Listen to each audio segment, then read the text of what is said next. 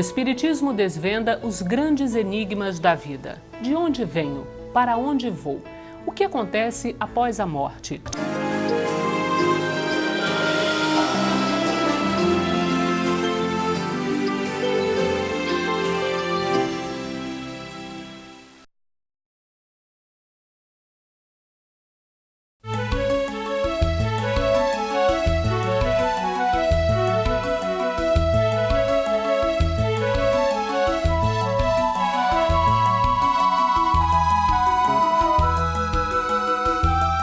O programa de hoje é uma terceira revelação especial.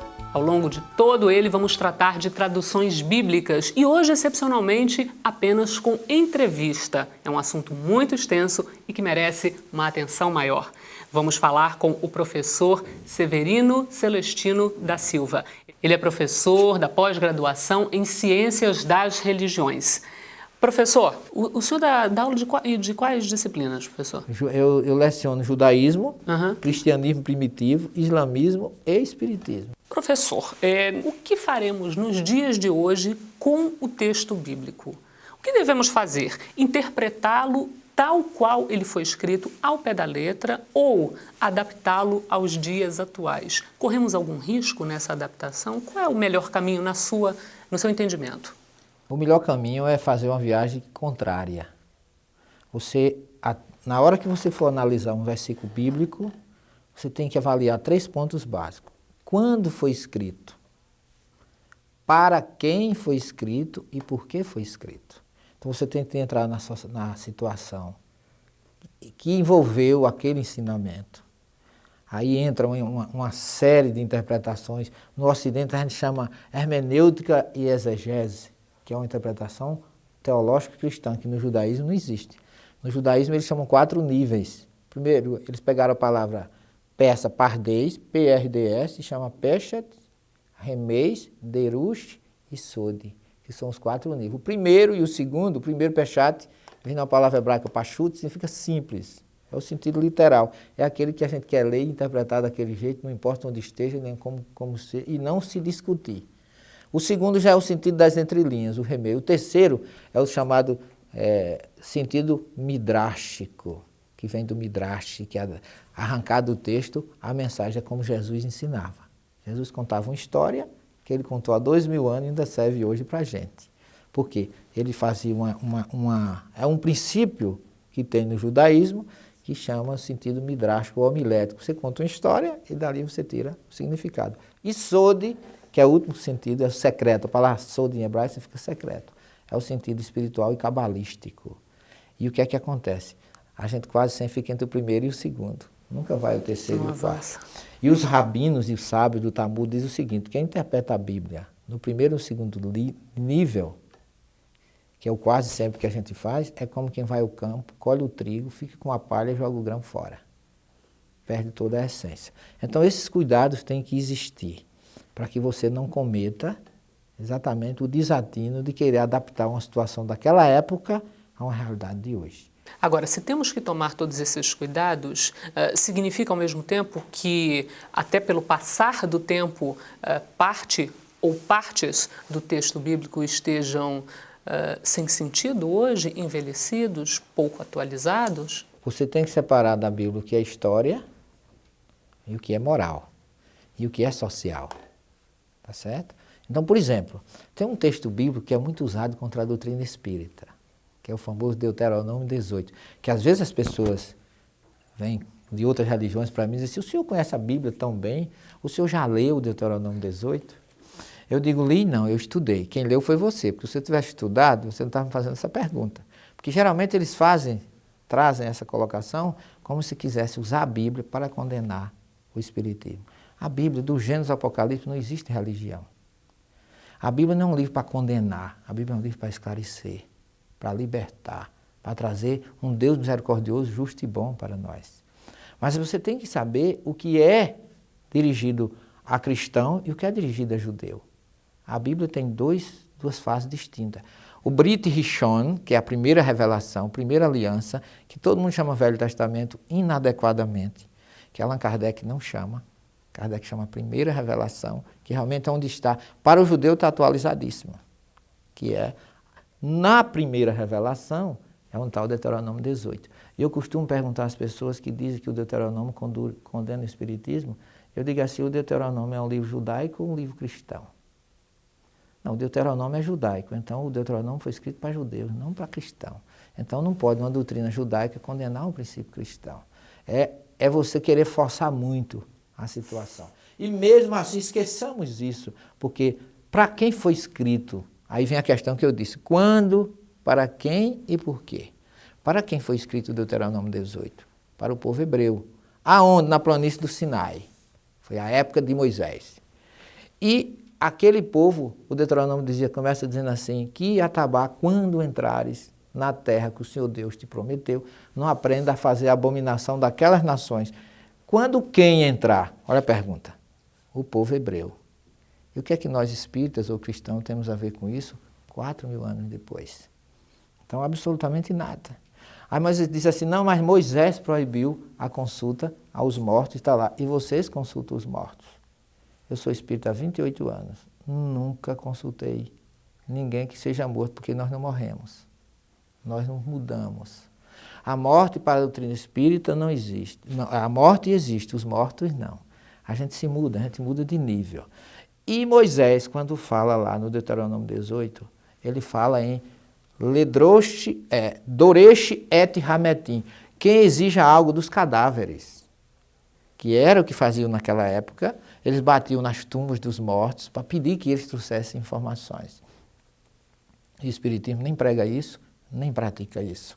Mas tem uma palavra lá no Deuteronômio 18 que chama Ovive Idioni. Ouve em hebraico é feiticeiro, Idioni, adivinho. Mas o grego traduziu ouve como necromante. E aí as pessoas dizem graciosamente, os espíritas falam com os mortos, então são necromantes. Se são necromantes, está condenado no Deuteronômio 18. E eu digo para você, Cláudia, não encontrei na Bíblia, do Gênesis ao Apocalipse, em nenhuma parte a palavra espiritismo. E tem mais um detalhe, o dicionário hebraico, grego e latim não tem, porque esse termo foi criado por Kardec no século XIX.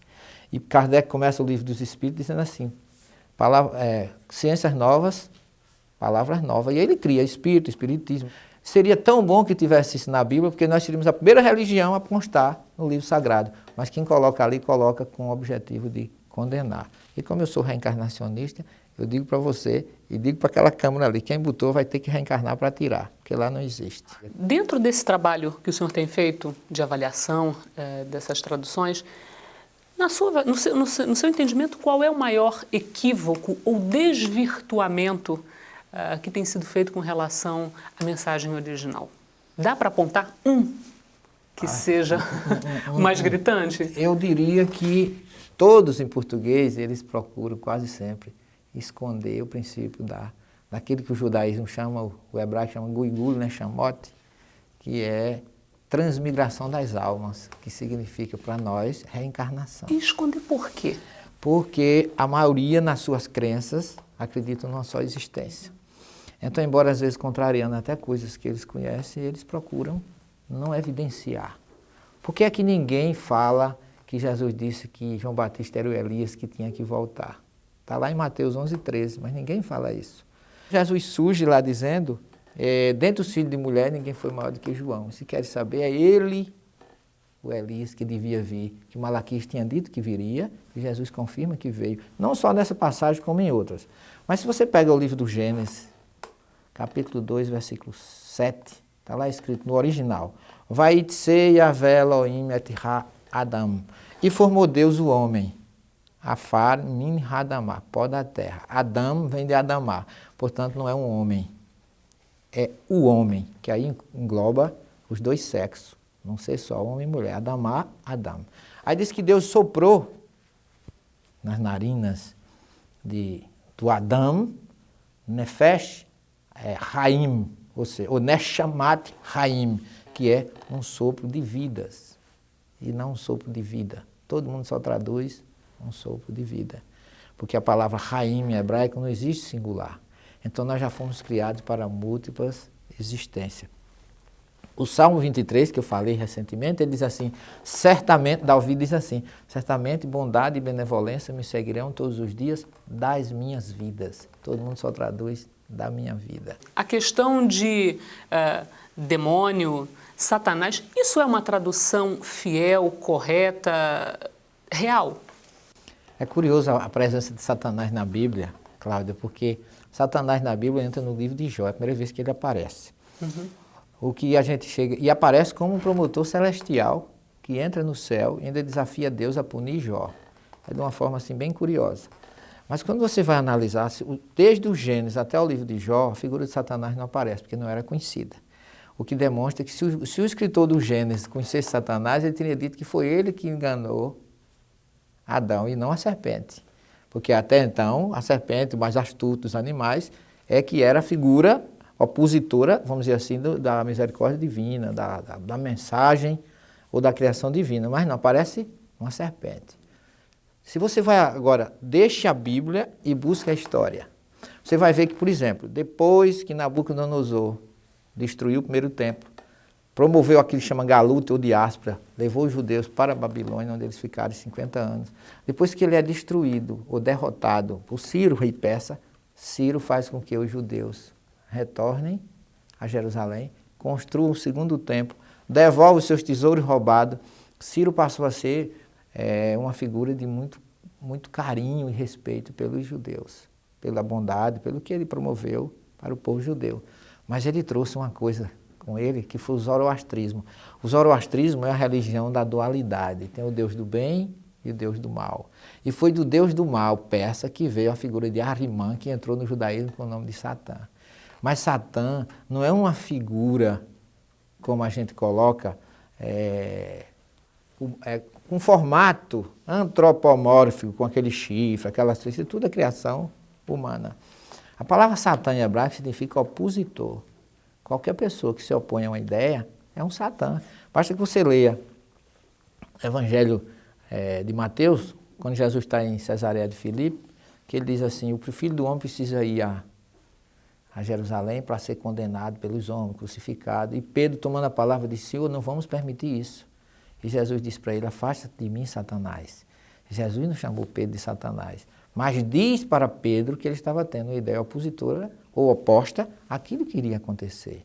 Ou seja, a figura de Satã dentro dos persas é como uma figura como o Lex Saci no Brasil, uma figura folclórica, e que foi criada para assumir o erro do homem.